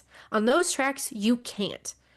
It's a much different story if you are a NASCAR Cup Series driver in a car that is like, there's a focus group dedicated to making sure you don't die anytime you crash into the wall, where there's a safety group dedicated to figuring out the best way to construct a barrier to make sure that like it absorbs the impact. You don't have that in dirt car racing. It's not even kids, it's grown ass adults in those series doing it. It just, I don't know. There needs to be a reckoning. Some people forget that racing is really dangerous. Sim doesn't really help. Airborne says there's being an idiot, then there's trying to hurt someone by hooking them on the right rear into the wall at 200 miles per hour. Yeah. Like mistakes happen. Right. But if you are mad and using your car as a weapon, that's not a mistake. That was a choice. Yeah. And if you think that you can't respond any differently in the heat of a moment, go to therapy about it. No, women are too busy being emotional. Elizabeth, sorry. Yeah, and Pop Pop doesn't get angry at you when you do it, so it's fine. Exactly. Everyone gets away with it. Disgusting. Go to therapy, full stop. Just say Yeah, it there. yeah. TBH. Read a book. Develop some empathy for another person. I mean, come on. Do we think reading would help a lot in all of these issues that we do- talked about this week? Honest to God, I do think reading fiction. Stop reading self-help, grind set, hustle culture nonfiction. Stop trying to optimize your day. Take a fucking hour or two out of your day and read some Dostoevsky, for God's sake. Oh my gosh. Talking about the grind set. Sorry, I need to talk about this video because it's hilarious and I like to share with everyone. I don't know if you guys have seen on Instagram or TikTok this guy who's beefy. And he said that he has 3 days in one day that he's changed and manipulated time to have more time than all of us, as his first day starts from 6 to 12, then reset. Then his next day is 12 to 6, and then his next day is from 6 to midnight. So he has 3 days, his 6-hour increments in one. And he's like figured it out to have 3 days and he can work it around. And I was like, I think you just divided 18 hours by 3, and then you figured it out and slept the rest of it. Have you ever Grindset. read that like weightlifting post about how they're like they can't figure out how many days of the week there are in this thread? Oh my God, let me see if I can find it because it makes me laugh every time. Hashtag grind set. Yeah, if you weightlifting forum days of the week, if you just Google that, comes up. Where is it? Yeah, someone said is it safe to say if I do a full body workout every other day, I only have limited days I can get to the gym, and lately instead of doing upper body or lower body, I just do full body. And then people are like trying to decide how many days a week. I'm just gonna link it. Please take time today to read this because it makes me laugh out loud every time I see it. Where folks have no idea how many days of the week there were.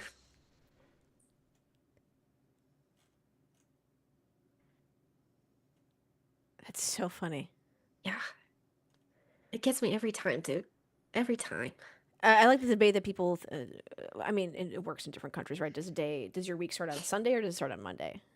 It goes that always devolves into something fun, but What is your take on that? Does your week start on Sunday or Monday? Monday. Yeah. I used to be a Sunday person, but then it like with the race weekends and covering motorsport, it makes more sense to be Monday. Mm-hmm. I bought a new planner and I bought the Sunday week start one and it's pissing me off because of that This doesn't reason. make any sense. Grr. Yeah. What racing is on this weekend? We have the 2025 BitNile.com Grand Prix of Portland for IndyCar, and I was confused by this because I thought BitNile was being sued by a team that they Yeah. sponsored or didn't sponsor because they didn't have money to sponsor. Was it Ed Carpenter? Oh, I think it was Was Ed it Carpenter, ZCR, Connor yeah. Daly and Todd Alt and that whole I'm not quite sure what's going on with that. I What's haven't what? kept up. Um, Yeah, so, yeah. but the IndyCar this weekend, Portland International Raceway, permanent road course, 110 laps. yes. Regulate. BitNile left to sponsor the series. Oh. Oh, Connor was polka dot. Oh, that was a whole drama thing, too. That was interesting to watch because they put their investor calls or whatever on YouTube. That was Oh crazy. my God, yeah, that's right. That was wild. That's Oh, yeah, funny. we can watch. Oh, yeah, and this weekend, NASCAR is at Watkins Glen, and we can watch Connor Zilic do a triple. Mm-hmm. Let's go, baby. I'm stoked. It is Watkins Glen for NASCAR. Road course. One of the finest weekends of the year, in my humble opinion. I wonder if Brad's going to be mad when St. Van Gisbergen as well, or Connor Zilic as well again. Eat pea, I don't care. Have we gotten into MotoGP at all? I would love to, and I think we talked about this. We do. I mean, great racing, fantastic. Obviously, used to follow it really closely. It's just hard with the time zone. MotoGP doesn't race this in America once, and the rest of the time it's like 3 a.m. my time, and then I have to wake up for Formula One at 9 and all this stuff. So it's just really hard to watch. I only have a certain amount of hours in my day and a certain amount of things I can care about. And I want to squeeze MotoGP in there, but unfortunately, I still care about IndyCar. I feel like I'm kind of maxed out on what I can do. And Fox, in the United States, Fox has the rights now to MotoGP, and it's actually kind of difficult to watch as well, Yeah. which is unfortunate. You have to find which Fox channel it's on, depending. Fox Business, MotoGP. It might be on Fox Business, which is frustrating because when it's on Fox Business, it shows that they're selling silver coin dollars as opposed to showing that they're showing MotoGP. That's so funny. I have a screenshot of this. I'm like, oh, it's not on. And someone's like, you have to click into it, and it's MotoGP, not selling gold coins or silver, whatever fucking they do on Fox Business. It's so frustrating. MotoGP has a great app. They have an app? That I didn't know. TIL. I do wonder if it's usable in the United States. Because you know how broadcasters get iffy. Hello, little. Do you think Keith Moonshine is from the United States? Because Moonshine makes me think United States. He'd be a big NASCAR fan. He loves history It's true. from anywhere around the world. That's how I watch in the US. He is. Maybe he's in the U.S. on vacation. I don't believe Keith's from the United States. That's my conspiracy theory. That's my low stakes conspiracy theory. God. It's back next week, and I'll have a little bite-sized racing in the morning. I'm on 7 VPNs at all times. I fucking do it. I'm from everywhere. But is there any other motorsports news that we missed? We still have like 15 minutes or so we can kill. I can yell about racist again if that's what everyone would like. Or if you are racist, I can make you cry. Love watching the truck series at Watkins. Should be fun. Can't believe Connor Zilic is doing a triple. Connor Zilic is doing the triple because they let go of Honeycutt, right? Yeah. That was motorsport news. There was Brent Cruz trying to start a truck team with a bunch of his buddies. And they like nixed that. Hold on. That was funny. I don't know I genuinely don't know what's going on. I just know Honeycutt was let go. Zilic is filling in. Yeah. Caden Honeycutt signed for a team next year and then they dropped him this year because they couldn't do anything with him. Okay. Yeah. Brent Cruz, NASCAR driver, starting his own truck series team at the age of 17. And it's so funny. The 17 years old starting your own truck series team.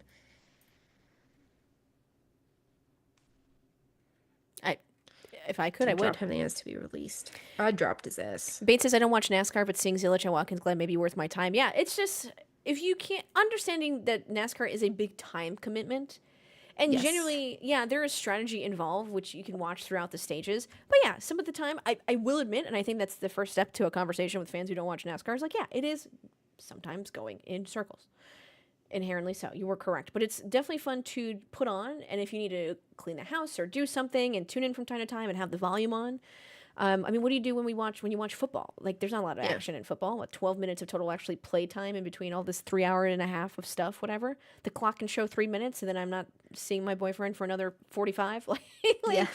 it doesn't really matter. So, yeah, definitely just tune it in and leave it on if you can. So, IMSA Road America, wasn't that last? I thought that was last weekend. That was last weekend. Oh, is that what they're saying that we missed talking about IMSA Road America? I don't. Whatever. The Bob didn't favor Cadillac. I was upset. I have Sunday off, which I'm very excited about because it usually never happens because I'm usually always working. So Chris and I are gonna go get brunch. I'm so excited. I like how you say brunch, like you've never gotten brunch in your life. Like, we're gonna do it. It's been a long time, dude. I can't remember the last time we've got my birthday. When I also had a Sunday off. Not to brag, but it's my birthday on Thursday. Is it really? I'm turning the bridal age of 33. Sweetie sweet. 33. Happy early birthday. Thank I'm you gonna write so that on my much. calendar. Fucking old ass. Thank you so much, you cats. I appreciate that. What are we doing? We're going to dinner, and then we might do brunch on Sunday. I don't really know what to do. That'd be nice. I wanted to go to a beach and do nothing, but it's kind of expensive. I have an additional job to this, by the way, and looking for a new one. And I was like, man, flying to Fort Lauderdale is expensive. Hotels are expensive. Why are things costing money? I don't like it. I don't like how things cost money these days. Like, a lot of money. Also, eggs are really expensive. Are they again? My neighbors brought us eggs the other day, and I was very stoked about it. We have to go back and bring them their egg carton, and I'm going to bring them some pie that I made today. And Nonsense says I'm still old enough to be your dad, Ash, but happy birthday. Happy birthday. My dad's birthday is August 6th. Mine is August 7th. How fun. That's cute. It is cute. You would think it's cute, but we celebrated our birthdays, but it was really family, friends, and his birthday. I did get an ice cream cake. I did get a separate cake, but still. That's nice. Adulting stinks. Dude, I just want to have eggs in the morning. I fucking love eggs.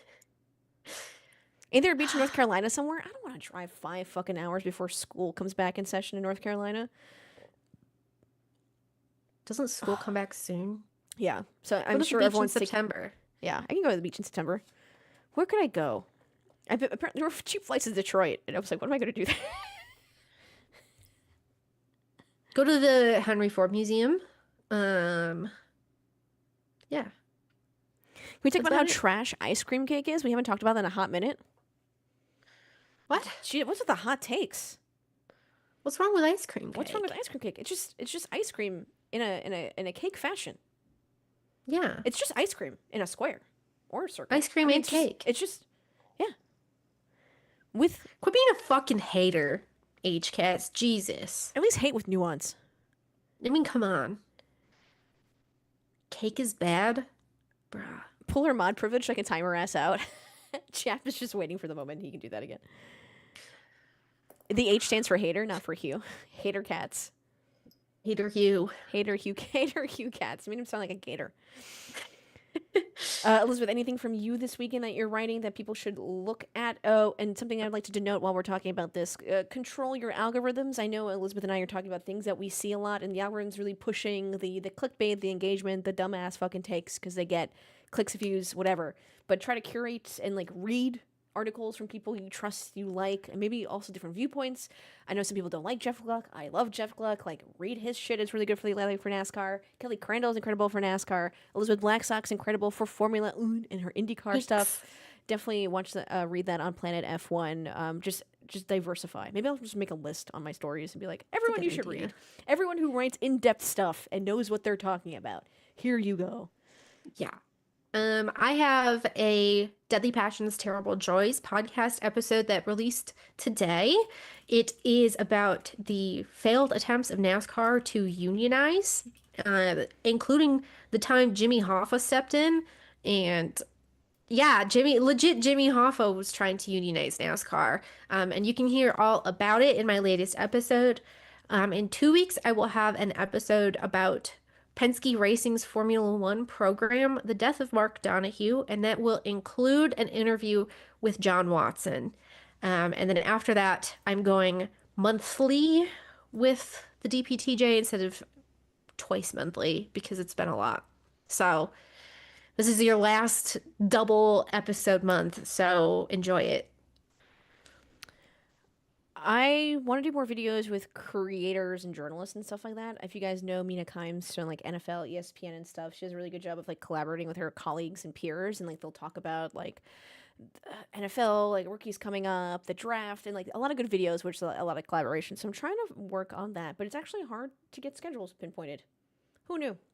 Sucks. It sucks, especially when a lot of these motorsport folks are around the world. So if you have anyone Yeah. that you think would be good in collaborating about, like I'm not against doing NASCAR as well and IndyCar and like kind of branching out my YouTube from there. But yeah, I'd love to do like just talk with more people and have like those discussions with folks and whether they're good at it or bad at it or have some different opinions. I think it'd be really, really fun.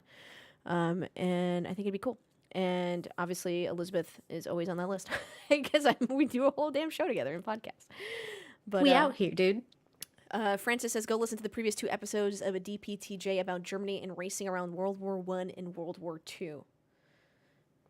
It's good stuff. Like, not to toot my own horn, but It's good stuff. it's good stuff. I'll toot Elizabeth's horn. It's really good stuff. Really enjoy it. Chats in the YouTube and on the Twitch. Thank you so much for hanging out with us. Regardless of where you commented or watched, we greatly appreciate you. This is Elizabeth Blackstock, motorsport journalist extraordinaire. Make sure when you click on articles, by the way, you leave them up because that's a way that journalists get measured by not only clicking on their article, but also how much time you spend on the page. Correct. I'm Ash Kalita or AshVandelay. Yes, it is a Seinfeld reference, and I just like to chat about motorsports and analyze and discuss and learn together. So, guys, really, really appreciate you guys being here, sharing your opinions, hanging out with us, talking motorsports. Not a lot of places we can do that freely and kindly and nicely. So, thank you so much for being here. Unless you're a racist, then fuck off. Amen, sister. Let's fucking go. Ah. I will. You want to see me emotional? I'll be fucking emotional. Let's fucking go.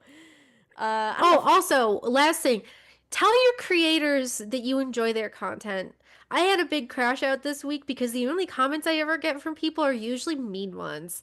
And so I was like losing my shit, and Chris was like, okay, well, that makes sense. I get why you're upset. So tell me I do nice things. Tell your favorite creators that they do nice things. And we're not saying us. Because usually We're saying the only other ones. people, yeah, the only people who like take the time are usually the haters. So be a nice or not a hater. Yeah, but if you're a hater, I'm definitely getting into an argument with you because I like fighting. So, That too. all right, everyone. W content. Appreciate you guys. Y'all are mid. Love you too. Hater cats. He was a hater cat. H-cats. She said, "See you later, cats." She wasn't good enough for her. Now she's a hater cat, slamming on her guitar to show na na na na. I'll work on the lyrics, but I think there's something there. ADHD, go burr. Yeah, I have that lizard thing from Instagram stuck in my head. Well, from a movie, from the Alien movie from Pixar, but now it's on an Instagram meme. Lizard, lizard, lizard, lizard. Have you seen this? No. What? You know what gets You stuck in and my you dated head? with the lizard? No. That's crazy. The thing that gets stuck in my head is there was a sing me the song of your people soup. Let me find that video. I sing this every day. All right, chat. Be kind, rewind, support local. Oh my God, H-Cats. Watch Jesus. this video from